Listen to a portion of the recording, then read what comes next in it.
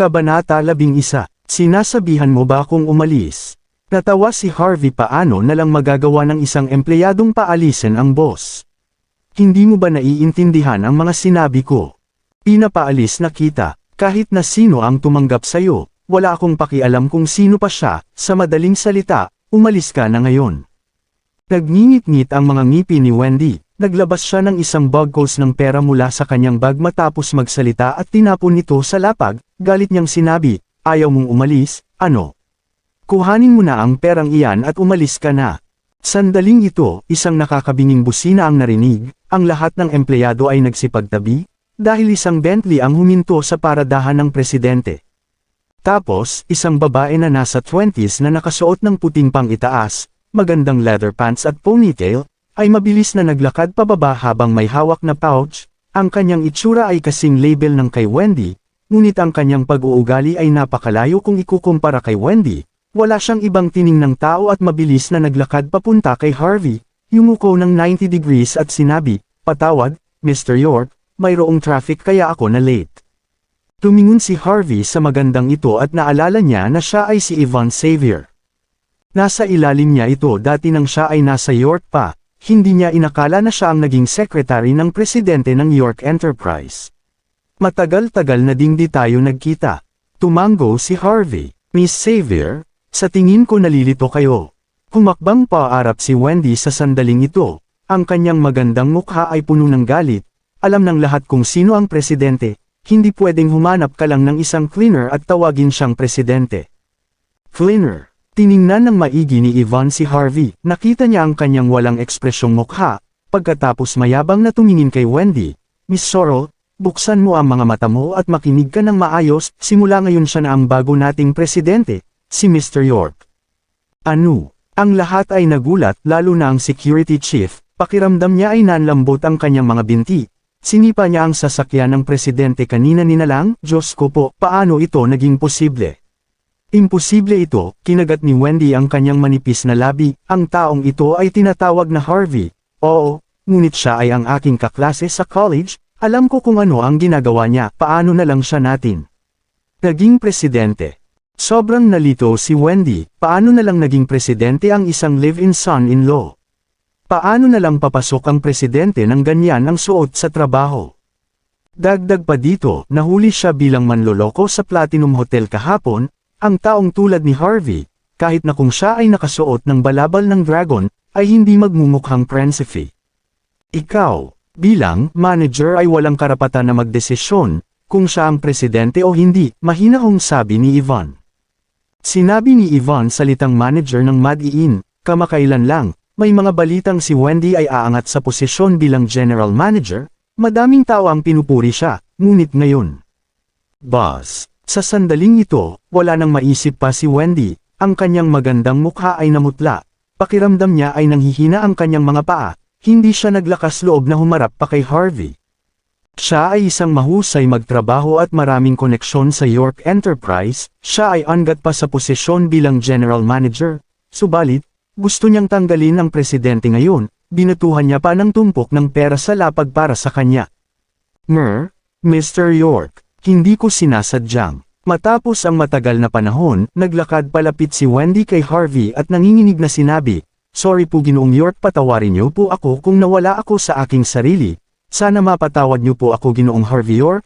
Tumingin si Harvey kay Wendy at mahinang nagsalita, "Pulutin mo ang pera, baka ito pa ay maging iyong pambayad sa gastusin mo sa hinaharap."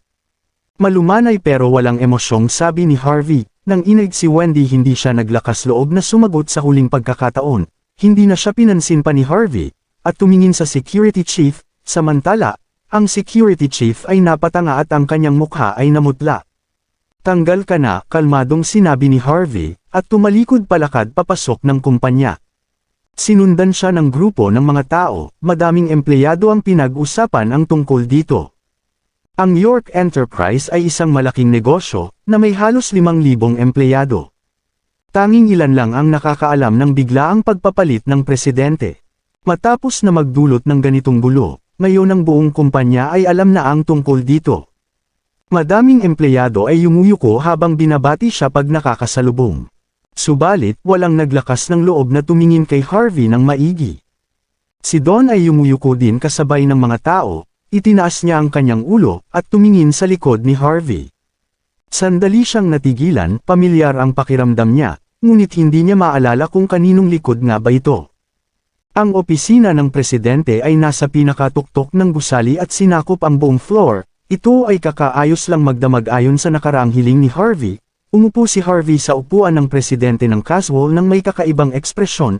Ang masasabi niya lang ay si Jonathan ay magaling dito, kahit ang mga asikasong ginawa niya ay malinis ang pagkakagawa niya, sobrang comfortable siya sa pagbayad ng 10 bilyon para lang dito. Si Wendy ay nakatayo din sa opisina na may pag-aalalang ekspresyon, maliban kina Harvey at Yvonne. Hindi siya pinansin ni Yvonne at naglabas ng ilang mga dokumento. Inilagay niya ang mga ito sa harapan ni Harvey at nagsabi, "Mr. York, ang mga dokumento ay nandito. Ang kumpanya ay magiging sayo na simula ngayon." Tiningnan ni Harvey ang mga dokumento ng maigi para masiguro na walang kahit na anong butas sa kontrata at pinirmahan ito. Naglabas pa ng isang folder si Yvonne at sinabi, "Mr. York, ito ang ilan sa malalaking proyekto sa nakaraang taon, pati na din ang mga investment na nakaplano na, kailan lang. At saka ito ang mga kandidato sa promosyon, silipin niyo na lang ang mga ito. Hindi ko na kailangan tingnan ang mga ito, kanselahin mo ang lahat ng napagplanuhang mga investment at sabihin mo sa partner na ang presidente ay nagbago." Kalmadong sinabi ni Harvey, ang kanyang mga sinabi ang magdedesisyon sa buhay o kamatayan ng hindi mabilang na pamilya sa Nimhi, at saka, ipahayag mo sa publiko na ang kumpanya ay magdadagdag ng 5 bilyong dolyar para mag-invest sa pinakamagandang proyekto sa Nimhi. Para naman sa promosyon, iatras mo muna iyon, antayin mo muna na makilala ko ang lahat. Opo, hindi naglakas loob na magsalita pa si Yvonne at mabilis na lumabas ng opisina. Buong, isa itong malaking sampal kay Wendy na siyang nakatayo sa isang sulok. Alam niya na ang kanyang promosyon ay nasira ng dahil lang sa mga sinabi niyang salita. Maliban doon, ang ilan sa kanyang nakaraang mga napapayag na mga investment ay natanggihan sa isang bagsak. Sa madaling salita, ang mga ginawa niya nitong mga nakaraang taon ay nawala ng lahat, maaari pa siyang matanggal sa kanyang trabaho.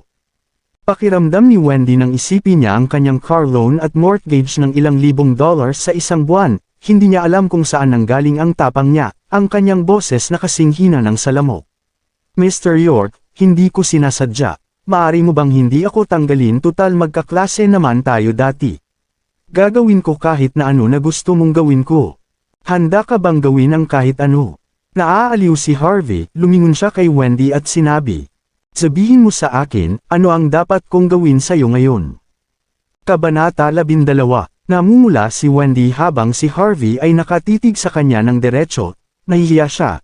Siya ay sobrang arrogante sa harapan ni Harvey kagabi at kinasusuklaman pang makaupo ito. Subalit, siya ngayon ang nakatayo dito ngayon inaantay ang kanyang utos. Nakatitig si Harvey sa kanya ng ilang sandali. Gayunpaman ang dating kaklase na ito ay mukhang medyo mayabang, ang kanyang pag-uugali hindi ganoon kasama. Kalmado niyang sinabi ng maisip niya ito. "Hindi kita tatanggalin sa trabaho dahil dito. Para sa iyong promosyon, ipakita mo kung ano ang kaya mo, saka tayo mag-usap pag nagawa mo yon." Hindi na niya siya pinansin matapos sabihin ito, kakakuha niya pa lang sa kumpanya at hindi niya pa naiintindihan kung paano ito tumatakbo. Bakit naman niya sasayangin ang oras niya sa pagsasalita ng kalokohan kay Wendy? Kahit na maganda si Wendy, nakakita na si Harvey ng mas magandang babae. Kahit papaano ang kanyang asawa si Mandy ay mas maganda sa kanya. Ang presidente ng York Enterprise ay nagbago, ang lahat ng kasalukuyang investment ay tinihil, subalit, mayroon silang nadagdag na 5 bilyong dolyar para mag-invest ng mas mataas na kalidad ng proyekto. Ang balita ay parang kidlat sa lupa, kumalat sa buong Nimhi sa loob ng maikling panahon. Alam ng lahat na ito ay malaking pagbabago sa puwersa ng mga kilalang pamilya sa Nimhi. Kung may pamilya na makakakuha na mag-invest ang York Enterprise sa kanilang proyekto, ito ay mabilis na lalago at sa huli sila ay magiging isa sa pinakakilalang pamilya sa Nimhi. Ang pamilya Zimmer ay sigurado na hindi mananatiling walang pakialam. Si Senior Zimmer ay kaagad na nagpatawag ng family dinner at tinanong ang lahat ng miyembro ng pamilya na dumalo. Mabilis na tinawagan ni Mandy si Harvey. Sinabihan niya si Harvey na umuwi at maghanda na dumalo sa dinner na magkasama. Nagmadaling umuwi si Harvey, samantalang, si Wendy ay nakaupo na sa kanyang pulang Porsche, walang pasensyang nakatingin sa kanyang phone. Honey, late na ako. Tumatakbo si Harvey papalapit kay Mandy. Nakasuot ng halter dress si Mandy ngayong gabi, na may natatanging rose brooch sa kanyang dibdib. Ang Heart of Prague, medyo kuminang ang mga mata ni Harvey, alam niya kung saan nanggaling ang bagay na ito. Hindi niya inaakala na magugustuhan niya ang bagay na binigay niya sa kanya ng sobra na hindi niya na mapigil ang gamitin ito ngayon, subalit, si Mandy ay hindi masayang nakatingin kay Harvey, mayabang niyang sib-abi, kung patuloy mo akong titingnan ng ganito, dudukutan ko yung mga mata mo. Okay. Nagulat si Harvey, hindi niya inaasahan si Mandy na mahuhuli siya, kung kaya naman, nagmadali siyang nilipat ang tingin sa ibang direksyon. At saka, ngayong gabi ang family dinner, magpakabait ka lang, huwag mo akong ipahiya. Sige, alam ko naman. Pumasok si Harvey sa kotse, nakarinig siya ng sigaw mula sa kanyang likuran bago pa niya malagay ang kanyang seatbelt. Harvey, nakasuot ka ng punit-punit na damit para sa family dinner. Bakit ka amoy hot pot? Huwag mong sabihin na nakuha mo ang mga damit na ito mula sa basurahan. Ang mukha ng kanyang mother-in-law si Lillian ay lalong nagiging mayabang, mas lalo niyang tinitingnan ang kanyang live-in son-in-law, mas lalo niyang kinaayawan ito. Nakasuot si Lillian ng mixing evening gown, ipinapakita ang kanyang balingkinitang mga binti. Siya ay mature at sexy, elegante at disente, mapagbigay at nakakaakit. Ang pag-aayos ni Harvey ay sobrang pangit kumpara sa kanya. Gayunpaman, ayaw makipagtalo ni Harvey sa kanya, ngumiti lang siya at nanahimik. Si Lillian ay nanginginig sa galit at sinabi, tanga ka ba o bingi? Para kang basura, paano na lang nagawang pakasalan ka ng anak ko? Ito'y kamalasan sa pamilyang Zimmer. Mother, huwag ka nang magalit. Masisira ang make-up mo. Si Mandy na nag-drive ay huminga ng malalim at sinabi, okay lang yan okay. Wala siyang masabi sa itsura ni Harvey, paanong hindi ako magagalit? Naiinggit akong tingnan ang son-in-law ko. Tinuro ni Lillian si Harvey, sinasabi ko sa'yo, huwag mong iisipin na ayos lang kung hindi ka magsasalita. Kukuha ka ng divorce certificate kasama ang asawa mo bukas ng umaga, ito ang iyong kabayaran, naiintindihan mo. Naglabas ng isang $100 bill si Lillian mula sa kanyang handbag at itinapon nito sa mukha ni Harvey. Nakaupo si Harvey doon, hindi kumikilos na parabang hindi niya ito naiintindihan, kahit na naaawa si Mandy sa kanya. Galit pa din siya nang makita niya ang walang pakialam na pag-uugali ni Harvey, kung kaya niya lang maging mas matalino, hindi siya mahihiya ng ganito. Pinigilan ni Mandy ang kanyang kagustuhan na pababain si Harvey ng kotse. Sa gate ng Zimmer Villa, ilang dosenang kotse ang nakaparada doon. Ang lahat sa mga ito ay kilalang luxury cars. Ang hall ay puno na ng mga tao pagdating nila. Ang nakababatang kapatid ni Mandy si Cynthia ay dumating na din. Subalit, nakasuot siya ng kanyang school uniform ngayon. Magiging huli na kung magpapalit pa siya pagkatapos ng kanyang klase. Gayunpaman, ang school uniform ay naglalabas ng kanyang natatanging aura ng kabataan. Ang magkapatid ng family Zimmer ay ang pinakamaganda sa lahat. Si Cynthia ay siguradong magiging maganda pagtanda niya, umupo sila at ang ibang mga miyembro ng pamilya ay lumapit para mangamusta. Sa panahong ito, si Harvey ay parang isang invisible man, walang sino man ang tumingin sa kanya o bumati man lang, ngunit sa katunayan ay wala siyang paki. Ang kanyang katayuan sa family Zimmer ay ganun naman talaga, nandito siya ngayong gabi para makisali sa saya, kung kaya, mas makakabuti na kumain ng marami kaysa sa kung ano pa mang kabulastugan ng mga ito. Subalit, mayroon pa ding mga ipal ang gusto siyang punahin at pahirapan sa mga oras na ito. Si Cynthia ay umupo sa kanyang tabi at mayabang na sinabi, "Loser, alam mo ba, simula bukas, kailangan mong umalis sa pamilyang Zimmer." Kabanata 13. Ha! Napahinto si Harvey ng sandali at nakalimutang lunukin ang steak sa kanyang bibig. Bakit hindi niya alam kung ano ang mangyayari? Si Cynthia ay mas nandiri nang makita niya na kumakain ng malakas si Harvey. Mayabang niyang sinabi, "Harvey, hindi ako takot na sabihin sa'yo, si Brother Don ay opisyal na nag-propose ng pagpapakasal sa Zimmer family. Magpapadala siya ng dowries ngayong gabi, kung may isip ka, wala kang gagawin, kung wala naman." Inirapan siya ni Cynthia nang sinabi niya ito, kahit na ang Zimmer family ay nagpapatakbo ng legal na negosyo, mayroon pa rin silang ilang mga bodyguard. Kung ang taong ito ay gustong gumawa ng gulo, siguradong patutumbahin nila siya. Kung gayon, lahat kayo, manatili kayong tahimik, may sasabihin ang senior. Nasa pinakamataas na posisyon, si Senior Zimmer ay inunat ang kanyang kamay at kumatok sa lamesa.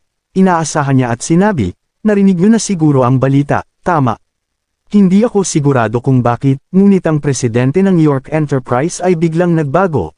Ang bagong presidente ay tinihil lahat ng mga investment nito dati, karagdagang $5 bilyong ang naidagdag para mag-invest. Hindi ko alam kung gaano kamisteryoso ang bagong presidenteng yon. Ngunit ang kanyang paglitaw ay isang malaking oportunidad para sa lahat ng Niemhee. Sinasabi ko sa inyong lahat, isa tayo sa makikinabang dito kung makakadikit tayo sa bagong presidenteng yun. Gets nyo ba ang ibig kong sabihin? Tahimik lang ang lahat na nakikinig kay Senior Zimmer. Ngunit nang maupo ang bagong presidente ay marami siyang binago dito, at maraming negosyo at pamilya sa Niemhee ang naapektuhan nito.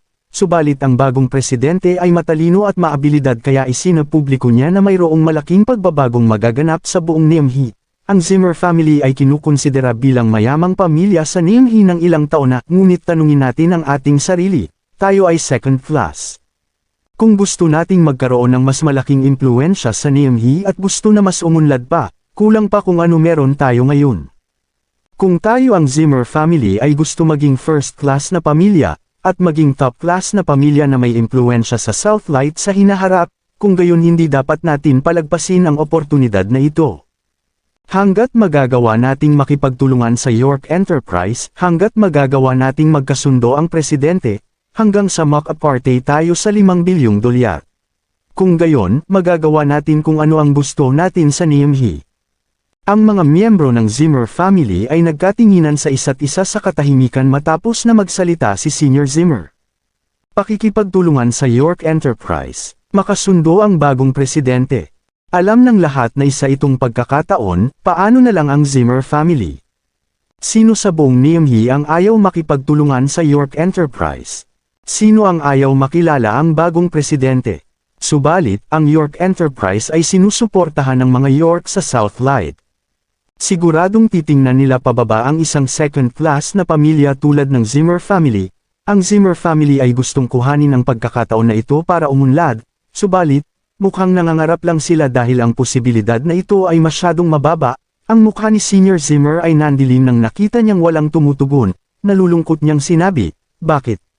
Ang ingay ninyong lahat nang kinukuha ninyo ang bonus niyo, ngayon na kailangan ninyong kumilos, lahat kayo'y umaatres na parang mga duwag.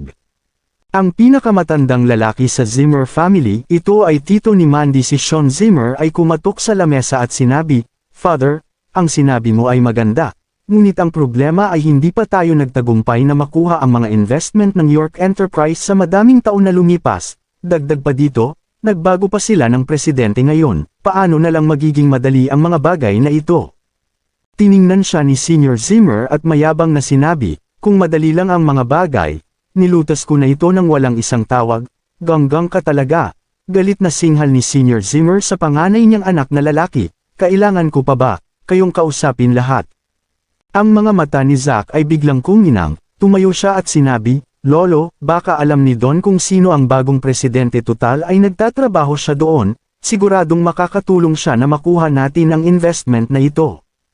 Hindi ba't nag-propose siya ng kasal kay Mandy? Magiging pamilya tayo hanggat pakakasalan siya ni Mandy, gayunpaman hindi natin makukuha ng buo ang $5 milyon, maari pa din tayong makakuha ng ilang daang milyon, kung makukuha natin ito hindi ba't uunlad tayo? Don Zander. Medyo napaisip si Senior Zimmer at natuwa siya ng tuluyan kay Don, tumingin siya kay Mandy at sinabi sa hindi matatanggihang tono. Mandy, si Don ay matagal nang nagmamahal sa'yo, dagdag pa dito, kami ang Zimmer family ay kailangan ng tulong mo, pakasalan mo siya. Si Mandy ay nabigla at hindi alam kung ano ang sasabihin, kung gayon, pinipilit niya ba siyang makipag-divorce. Ngunit, ang iba pang miyembro ng pamilyang Zimmer ay nakapagsalita bago pa siya may masabing iba si Mandy. Mandy, kailangan namin ng investment na ito. Oo, kung wala ang investment na ito, baka malugi tayo. Magandang pagkakataon nito para itapon na ang iyong walang kwentang asawa, kailangan mong sunggaban ito. Makakapagpasok ito ng investment sa ating angkan, ang Zimmer family, magkakaroon ka din ng mayaman at gwapong asawa, walang masabi si Mandy. Sa sandaling ito, ang mga miyembro ng Zimmer family ay tumayo isa-isa, sinusubukang hikayatin si Mandy. Sa kanilang opinyon, ito ang pinakamagandang paraan para makakuha ng investment. Narinig nila na si Don ay medyo kilala sa York Enterprise. Kung siya ay makikipagtulungan sa Zimmer family, magiging perpekto na ito. Gamit ang perang ito, ang buong family Zimmer ay magagawang umangat sa susunod na label. Tumayo si Lillian at sinabi, "Father, anong pagkakataon nga naman? Tinawagan ako ni Don kahapon at sinabi niya na gusto niyang pumunta at may gusto siyang sasabihin.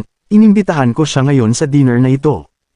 Talaga, si Senior Zimmer ay napatayo sa katuwaan, "Dalhin mo siya dito." Si Lillian ay natuwa na makita ang ekspresyon ni Senior Zimmer, mukhang wala siyang nagawang mali. Ang kanyang anak ay sa wakas may iwan na ang walang kwenta nitong asawa, matatamasa na din niya ang kayamanan at karangalan, salamat sa Diyos. Biglaan, nagdilim ang mga ilaw sa hall, ang ilaw malapit sa may pintuan ay sumandi at isang makisig na tao ang pumasok. Kabanata 14. Nakatingin ang lahat doon, at nakita nila si Don na nakasuot ng magandang damit at ang kanyang buhok ay nakasuklay papunta sa likod. Mukha siyang gwapo at matalino. Mayroon siyang hawak na regalo sa kanyang kamay at naglalakad siya papasok ng nakangiti. Salubungin natin si Mr. Xander ng masigabong palakpakan. Sumigaw ang isang batang lalaki, iba't ibang klase ng pagsisigaw ang biglaang naririnig. Kapansin-pansin na ang isang batang talentadong lalaki tulad ni Don ay mas kikilalanan at sasalubungin ng mga Zimmer family kumpara kay Harvey. Ang importante pa, maari niyang tulungan ang Zimmer family. Sa sandaling ito, ang buong Zimmer family ay nakatingin kay Don na para bang siya ang Diyos ng yaman. Nakangiti si Don at kumaway sa mga tao sa paligid niya. Mukha siyang bituin na naglalakad sa red carpet at mukhang taong mataas ang lipad. "Senior Zimmer, pasensya na sa pag-abala sa iyo. Nagpunta ako dito nang hindi iniimbita. Subalit, diretso akong tao, kaya, magsasalita ako kung mayroon akong gustong sabihin." Si Don ay ambisyosong nakangiti. Malakas niyang sinabi, "Nagustuhan ko si Mandy sa unang beses ko siyang makita, ngunit sa kasamaang palad, naikasal siya sa isang walang kwentang tao na si Harvey. Tinuturing ko ang kasal na ito bilang biro ng 3 taon, ngunit gaano kasakit na ba ang naranasan ni Mandy? Mahal ko si Mandy, ayokong makita siya na magtiis sa ganitong paghihirap, kung kaya, nandito ako ngayon para sabihin ito sa harap ng buong Zimmer family." Huminga ng malalim si Don. "Gusto kong pakasalan si Mandy, gusto ko siyang mapasaya." Nabigla niya ang buong kwarto. Si Don Xander ay sobrang tapat na tao, wala siyang binigay na respeto kay Harvey. Si Harvey ay nandito din ngayon. Subalit, pag-isipan mo itong maigi, si Harvey, ang live-in son-in-law ay walang kwenta naman, bakit pa ba rerespetuhin ni Don ang tulad niya? Hindi siya takot na bastyusin siya. Siguradong sobrang pikan na si Harvey ngayon, sobrang malas naman talaga niya. Iniisip ko si Mandy nitong mga nakaraang taon. Patuloy pa ni Don, kaya kung isakripisyo ang lahat para sa kanya, nagdala ako ng aking pinaghirapan sa ilang taon ngayon. Mabagal na binuksan ni Don ang regalo habang nagsasalita. Mayroong check na nasa loob nito at ang numerong nakasulat dito ay nakakagulat. Ito ay cash check ng 10 milyong dolyar. Kung handa si Mandy na pakasalan ako ngayon, ito na ang aking regalo para sa kanya. Malakas na sinabi ni Don, kahit na ang aking pag-aari na lagpas pa sa $1,000,000 ang halaga ay maaaring ilagay sa ilalim ng pangalan ni Mandy. Ano? Ang lahat ay nabigla, at ang kanilang mga mukha ay namutla. Ang mga tao sa Zimmer family ay kinuha ang check at iniabot kay Senior Zimmer. Sa sandaling ito ang lahat ng mga mata nila ay kuminang sa pagkabigla. Ang 10 milyon ay siguradong hindi malaking bagay para kay Senior Zimmer. Pero matalino ang matandang ito dahil sa nagtatrabaho si Don sa kumpanya ng York Enterprise ay magagamit nila ito para umaangat ang kanilang pamilya. Kahit na second-class family sa Nehemhi ang Zimmer family, ang mga asset nito ay higit pa sa $1,000,000,000. Subalit si Don ay nagawang makapaglabas ng 10 milyon cash. Para na sa kahit sinong kilalang pamilya, karamihan ng kapital ng pamilya ay mga fixed asset. Kulang sila sa liquidity o masyadong mababa ang kanilang impluensya sa lipunan. Kunin na natin ang Zimmer family kung halimbawa, maganda na magkaroon ng ilang milyon sa kanilang miyembro. Kung ang Zimmer family ay makakakuha ng cash mula kay Don, maaari nilang maangat ang label ng kanilang negosyo, samantala, Ang tingin ng lahat ay napunta kay Mandy, ilan sa mga babae ay umaasa na sana sila ang nasa posisyon ni Mandy ngayon. Sobrang romantiko nito, 10 milyong dowry, isang bagay ang pera, ngunit ang pinaka-importanteng bagay ay magkaroon ng puso. Oo, ang klase ng pagmamahal na ito ay nakakainggit. Bakit walang sinuman ang ganito ang nagtuturing sa akin? Madaming tao ang pinag-uusapan ang tungkol dito, naiinggit ang mga lalaki, naiinggit ang mga babae, lalo na para sa mga babae, nababaliw sila kay Don, si Lillian at Cynthia ay nakatingin kay Don ng masaya. Kung sa bagay, talentado siya at gwapong lalaki, ilang libong beses siya na mas mahusay kay Harvey, nagpatuloy si Don. Mandy, nakatanggap ka ba ng Prague Roses na may Heart of Prague na kasama kahapon? Iyan ay regalo mula sa akin. Si Don ay puno ng pride pagdating dito, ang spy sa kumpanya ni Mandy ay ipinaalam sa kanya ang tungkol dito kahapon, nagpanggap siya bilang nagpadala matapos niyang makumpirma niya ang taong nagbigay ng regalo ay hindi ipinaalam ang kanyang pagkatao, maniniwala ang lahat sa kanyang sinasabi. Ano, ang Heart of Prague? Ang maalamat na Heart of Prague. Ito ba ang siyang sinusuot ni Mandy ngayon? Masasabi na mayroong isang ganito lang sa isang mundo. Ito ay napakahalaga. Ngunit hindi ibinibenta, hindi ito mabibili ng pera. Mr. Xander, nakakabilib ka. Ito. Madaming babae ang napahanga ng mapunta ang tingin nila kay Mandy. Ang Heart of Prague, ang maalamat na alahas. Ito ay magkasamang dinisenyo ng mga kilalang maestro ng magsining, ito ay kilala bilang isang kayamanan ng Prague, hindi nila inaakala na lilito ito dito ngayon. Biglang tumayo si Harvey, sa sandaling ito, galit na siya. Masyadong walang hiya itong si Don. Siya ang nagregalo ng Heart of Prague sa kanyang asawa, ang lakas ng loob niya na magsinungaling na ito ay kanyang regalo. Lalo pang nenas si Harvey nang ang lahat ay bumilib sa kanya at naniwala na siya talaga ang nagbigay at nagpadala ng mga rosas kay Mandy. Habang patuloy si Don sa pagyayabang sa pamilyang Zimmer, si Harvey naman ay tahimik lang itong nagmamasid kay Don, may naiisip na siyang paraan para gantihan ito sa kanyang kapangahasan. Tatawagan niya ang kanyang secretary sa York Enterprise, dahil ako na ang lihim na nagmamay-ari ng kumpanya ang York Enterprise, alam ko na ang gagawin ko sa iyo, hambog. Kabanata 15. Noong una kakaiba ang pakiramdam ni Mandy sa loob niya nang makaramdam siya ng init sa kanyang puso sa sandaling ito. Isang hindi maipaliwanag na pakiramdam ang naranasan sa kanyang puso.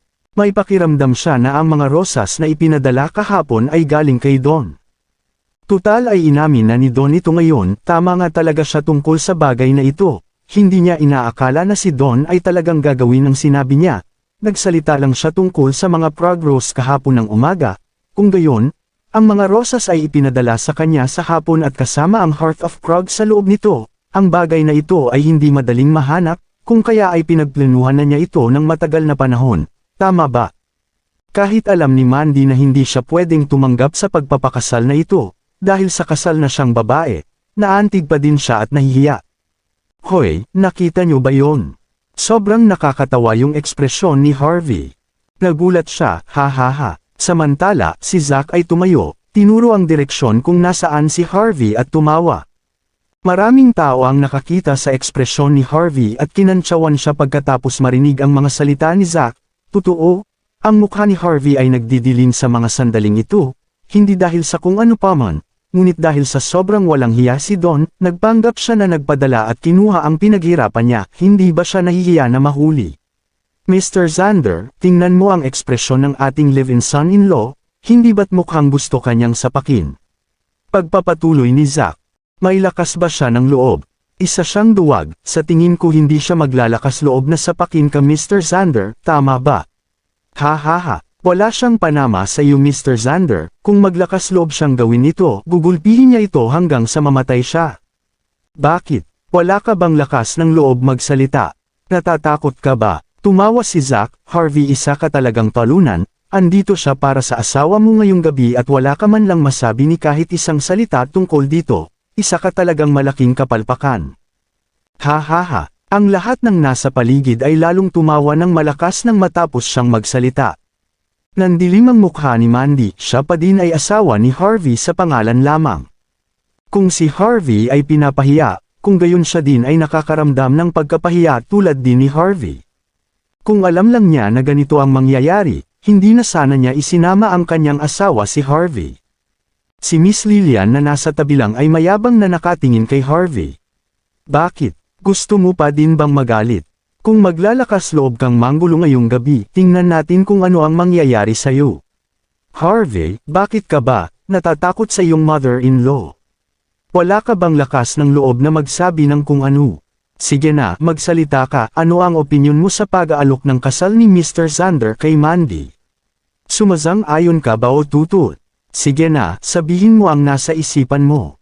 Ayaw na pakawalan ni Zack si Harvey, gusto niya na paglaruan siya at pahiyain siya, talagang natutuwa si Zack dito. Nakatingin si Harvey kay Zack matapos marinig ang kanyang mga sinabi, mabagal niyang sinabi, okay, kung gusto mo na sabihin ko ito, sasabihin ko, pag-usapan natin ang ibang bagay mamaya. Ngunit alam niyo ba na ang katotohanan ay ako ang siyang nagpadala ng mga bulaklak mula Prague sa aking mahal na asawa si Mandy, at gusto kong malaman ninyo lahat na ayaw kong kahit sino ang mag-angkin dito. Ang buong villa ay natahimik sa sandaling ito, madaming tao ang nakatitig kay Harvey sa pagdududa na para bang nakasalubong sila ng moltong bakla. Ha ha ha, may taong nagsimulang tumawa matapos ang ilang sandali, at sumunod na ang lahat sa pagtawa pagkatapos. Ha ha ha, ang batang ito ay sobrang nakakatawa, sabi niya na siya ang bumili ng Heart of Prague, alam ba niya kung magkano ang bagay na yon? Madaming tao ang nagsasabi ng tanga siya, ngunit hindi ko ito paniniwalaan. Ngayon, naniniwala na ako, ang batang ito ay baka sinipa sa ulo ng isang kalabaw. Oh my gosh, sobrang walang hiya. Ang lakas ng loob mo na sabihin na ikaw yun pero si Mr. Xander ang nagpadala nito. Sa kalagitnaan ng lahat, tanging ang mga mata lang ni Don ang nanginig. Subalit, mabilis siyang kumilos at kaagad nang umiti ng pabiro, hinamples ni Zack ang lamesa.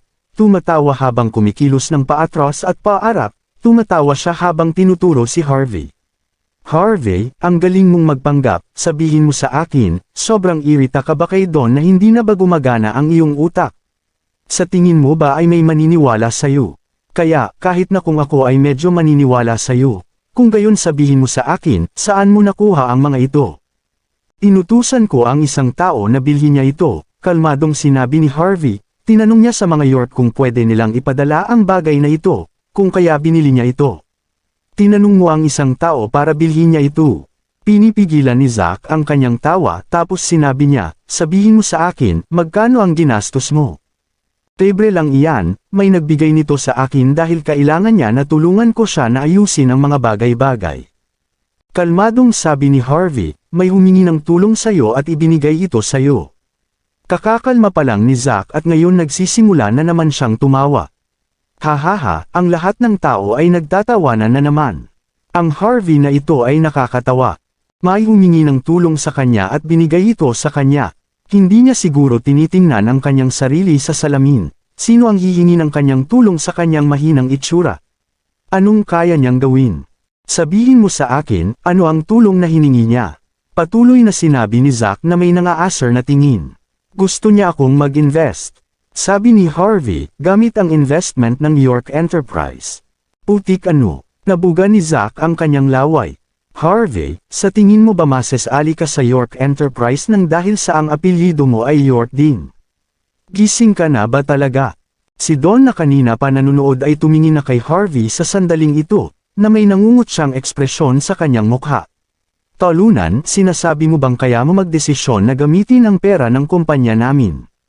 Dapat pag-isipan mo kung ano ang mga sasabihin mo, ang lakas ng loob mo na magpanggap na kabilang ka sa kumpanya namin ng York Enterprise. Pasigaw na sabi ni Don, na pag-isipan mo na ba ang resulta ng mga ginagawa mo? Resulta ng gagawin ko, Don, isa ka lang middle-level na empleyado. Nanloloko at nambobola ka din gamit ang pangalan ng York Enterprise. Naisip mo na ba ang resulta ng ginagawa mo? Mayabang na buwelte ni Harvey kay Don, inirapan siya ni Don, talunan ka talaga, para kang palakang bukid sa gitna ng palayan at wala kang alam. Hindi mo maiintindihan ang aking posisyon sa kumpanya, ako ang project manager ng York Enterprise, kahit papaano 1/3 ng $5 bilyong ang dadaan muna sa akin bago magpatuloy ang investment, kuha mo ba ang ibig kong ipabatid sa iyo talunan? Sobrang galit si Don. Ibig sabihin nito na ako ang siyang nagdedesisyon sa pagtaas at pagbagsak ng karamihan sa mga pamilya at negosyo sa Nimhi. Humahangang nakatingin si Zack kay Don, itinuro niya si Harvey at pinagalitan ito. Harvey, ang lakas ng loob mong magsalita nang wala kang nalalaman. Pinapahiya at sinisiraan mo ang Zimmer family. Si Mr. Zander ay elite ng York Enterprise, paano mo nalang pagdududahan ang kanyang katayuan sa kumpanya? Harvey, inaabisuhan kita na humingi ng tawad kay Mr. Zander, kung hindi, ikaw ay malalagay sa malaking problema mamaya. Mr. Zander, huwag mo na lang siyang pansinin masyado, hindi niya alam at naiintindihan kung gaano karangal ang pagkatao mo. Dahil andito ka, madali na para sa Zimmer family na makakuha ng ilan sa mga project funds. Nanatiling tahimik si Harvey, hindi mapigilan ni Harvey ang mangutya habang nakikita ang mga nakakadiring mukha ng mga tao ang Zimmer family. Tumingin siya kay Don at sinabi, narinig ko na ang $5 bilyong ay hawak ng buo ng bagong presidente ng York Enterprise, kaya ba ng isang middle-level na empleyadong tulad mo, ang makialam sa bagay na ito? Nainis si Don, nagpapanggap ka ba na nakakaalam ng mga panloob na usapin ng aming kumpanya? Ako ang kanang kamay ng bagong presidente, na sa akin ang buong tiwala niya. Ngunit, hindi pa nakikita ni Don ang bagong presidente ng York Enterprise, subalit, hindi ito pumihil sa kanya para umarte sa harap ng Zimmer family, dahil alam niya na wala silang lakas ng loob na pagdudahan ng kanyang sinasabi. Malakas na tumawa si Harvey. Pinagkakatiwalaan ka ba ng bagong presidente? Don, sobrang galing mong magsinungaling. Napahinto si Don, kahit ang Zimmer family ay hindi maglalakas loob na questionin ang kanyang sinasabi, bakit ba ang live-in son-in-law ay mukhang alam ang lahat? Tiningnan niya ng maigi si Harvey ng ilang beses, kinumpirma niya na si Harvey na walang alam tungkol sa kanyang bagong presidente, mayabang niyang sinabi, kung gayon, sinasabi mo ba na kilala mo ang aming bagong presidente? Kahit na si Senior Zimmer ay hindi maglalakas loob na sabihin ang ganyang mga salita, sino ang nagbigay ng tapang para sabihin mo yan? Mr. Zander, huwag mo na siyang pansinin, masyado siyang walang hiya at hindi niya alam kung saan siya lulugar. Nababaliw na siya, hindi mo na siya kailangang pang pagtuunan ng pansin. Well, tingnan mo ang ekspresyon niya. Akala niya mukha na siyang magaling. Tama na iyan. Sumimangot si Senior Zimmer kaunti, mayabang na tumingin kay Harvey. Harvey, wala kang karapatang magsalita dito. Sa tingin mo ba mahusay ka? Umalis ka na dito. Oo, umalis ka dito. Huwag ka nang magkalat pa dito. Sinisira mo ang imahe at reputasyon ng Zimmer family. Umiti si Don, kinumpas niya ang kanyang kamay para patigilan ang lahat, tapos sinabi niya, talunan, hindi kita aapihin ngayon, pagbibigyan kita. Hanggat masasabi mo kung sino ang presidente ng aming kumpanya, ako ang hihingi ng tawad sayo. Ngunit kung hindi mo masasabi, gagapang kang palabas ng pintuan ngayon. Naisip na ni Don na gumagapang si Harvey palabas ng gate matapos niyang sabihin ito. Ang bagong presidente ay kakakuha lang sa kumpanya ngayon at siya ay napaka-misteryoso. Hindi niya din alam ang pangalan ng bagong presidente. Paano na lang malalaman ito ni Harvey? Mr. Zander, sobrang bait mo naman, handa kang bigyan siya ng pagkakataon. Maraming salamat sa pagpapakita mo ng kaunting respeto sa Zimmer family. Harvey, huwag ka nang maging walang hiya, dolian mo at humingi ka na ng tawad kay Mr. Zander. Harvey, sino ka ba sa tingin mo? Tumayo si Lillian, tinuro siya at sinabi, sino ang nagbigay ng karapatan sa iyo na gawin ang kung ano na gusto mo dito? Sa tingin mo ba ay napakahusay mo na? Ang lakas ng loob mo na magturo dito. Umalis ka na ngayon. Ha ha ha. Ang lahat ng mga tao sa paligid ay tumatawa, kahit ang kanyang mother-in-law ay tumangging bigyan siya ng respeto. Mas mabuti kung mamatay na lang ang live-in son-in-law na ito. Kung ito ay dati, siguradong masunuring humingi na ng tawad si Harvey. Subalit, sa sandaling ito, ang gilid ng bibig ni Harvey ay napangiti, mayabang na nakatingin siya kay Lillian. Akala ni Mandy na kakaiba ito, matagal na niyang kasama si Harvey ng 3 taon, matagal na siyang mahina, hindi niya inaakala na hindi niya makikilala si Harvey sa sandaling ito. Tumayo si Harvey at tumingin sa paligid, hindi na niya matiis ang mga pangit na itsurang iyon, huminga siya ng malalim at mayabang na sinabi, hindi ba't gusto niyong malaman kung sino ang bagong presidente ng York Enterprise? Sige, sasabihin ko sa inyo ngayon.